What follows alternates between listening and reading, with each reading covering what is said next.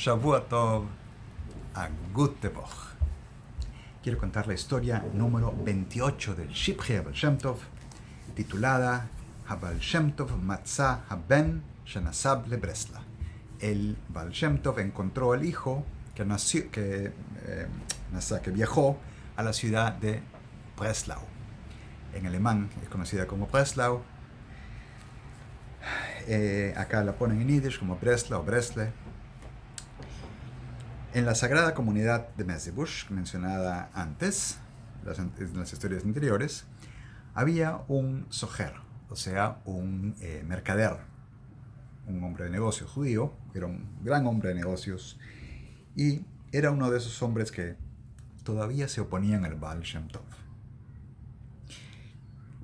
Este sojer, este mercader, tenía un hijo único, que era un jajam, era un sabio, era un estudioso, era maravilloso en sus estudios de Torah y en sus otras cualidades. Y este hijo viajaba a la ciudad de Breslau, o sea, cruzaba por Polonia de un extremo al otro, y se iba hasta más allá de la frontera, en Alemania, a la ciudad de Breslau, el gran mercado, y solía ir allá a conseguir mercancías, a vender, a comprar, no sé, y demoraba unas 4 semanas en estos viajes. Una vez este hijo del mercader viajó y se demoró más de 10 semanas y no se sabía de él nada. No había ninguna noticia de ningún tipo. Y la familia se empezó a preocupar porque estaba demorado 2 veces y media lo que se suele demorar. Y la esposa del mercader vino a su marido y le dijo: ¿por qué endureces tu corazón tanto contra el Baal Shem Tov? Todo el mundo viene a verlo y él trabaja maravillas, él les hace maravillas, y tú vives en su ciudad y no quieres ir a su casa a preguntarle y averiguar sobre nuestro hijo. Debes saber que las palabras del Baal Shem Tov no son davar reik, no son cosas vacías o vanas. Pero el marido no le hizo caso. Después de muchos días, el mercader se vio forzado a cumplir la voluntad de su esposa y fue Erev Shabbat, la víspera de Shabbat, justo antes de Shabbat, al Baal Shem Tov, y le dijo: Rabbeinu, nuestro Rebbe, han pasado más de 10 semanas desde que mi hijo único viajó a Breslau y no tengo noticias de él. No sabemos qué le sucedió. Inmediatamente el Baal Shem Tov ordenó que le trajeran un libro del Zohar. Lo abrió, miró en el libro y le respondió: tu hijo Bezrat Hashem está vivo y está bien. Y este Shabbat lo va a pasar en un pueblo cerca de nuestra ciudad, a distancia de una parasanga, comilla persa, es unos 5 kilómetros. Y el mercader no creyó en las palabras del Baal Shem Tov. ¿Cómo podría ser así?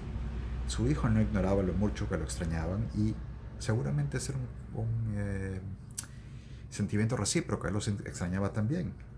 Obviamente, después de ir a vender las mercancías en Breslau, no le faltaba dinero. Si llegaba al pueblo que está acá al lado, va a pedir una carroza, un caballo, va a venir para acá.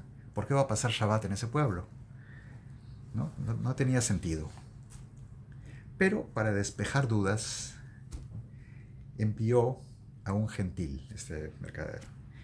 Es víspera de Shabbat, no va a mandar a un judío que viaje en Shabbat. Mandó a un gentil a ese pueblo y le dijo que se pase ahí hasta la noche y que su hijo debe haber llegado antes del atardecer.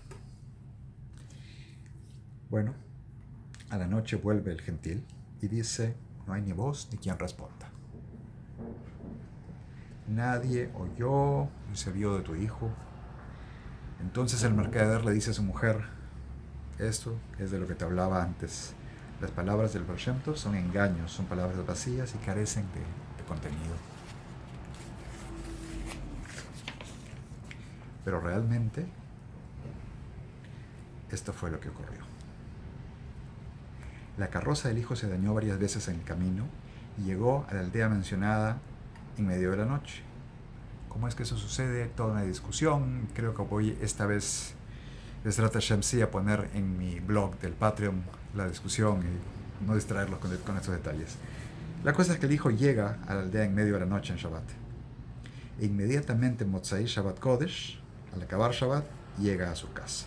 Recordemos, el chico era un estudioso de Torah, no es que iba a estar manejando en Shabbat, así que debe haber parqueado la carroza cuando se le aproximaba Shabbat por las averías, por la demora que tuvo, y llegó y se quedó ahí Shabbat. Pero más es una explicación, como dije en el blog. Entonces, cuando él llega a Motzei Shabbat a la casa del mercader, ve en retrospectiva que todas las palabras del Baal Shem Tov eran verdaderas y eran correctas. Entonces fue el Baal Shem Tov a pedirle mejilá, a pedirle disculpas, perdón, por haber dicho Lashon Hara, por haber hablado mal sobre él, sobre el Baal Shem Tov. Y le contó todo lo que había acontecido. Y el Baal Shem Tov le dijo: eres un shoite, eres un necio. ¿No hay acaso la luz que Hashem creó en los días de la creación? La luz de los 6 días de la creación. Y por media vista se puede mirar, se puede ver de un extremo del mundo al otro. Y esta organuz, esta luz oculta, fue guardada para los tzadikim de la Tit Labo, del mundo venidero, en los días de la redención mesiánica. ¿Y a dónde la ocultaron? ¿A dónde la guardaron? En la Torah. Por eso, cuando abro el Zohar, dice el Baal Shem Tov, puedo ver el mundo entero y no cometo errores en mis observaciones, Bezrat Hashem. Está acá la historia. Hay una versión interesante sobre esta historia en la historia número 120, o es una historia muy parecida o una versión de la misma, con mucho más detalles. Y sobre esta historia, explicaciones y discusiones, Bezrat Hashem voy a poner en mi blog en Patreon, que estoy un poco atrasado, pero vamos a escribir ya que requiere esas explicaciones. Agradezco, cuando entren en el Patreon, donaciones por los esfuerzos de traducir y explicar estas historias y por la futura publicación, Bezrat Hashem, de todas las historias del Baal Shem Tov en Shivchei Baal Shem Tov al castellano, que jamás ha sido publicada hasta donde yo sé completamente en nuestro idioma. Shavua Tov, a Gute Woche.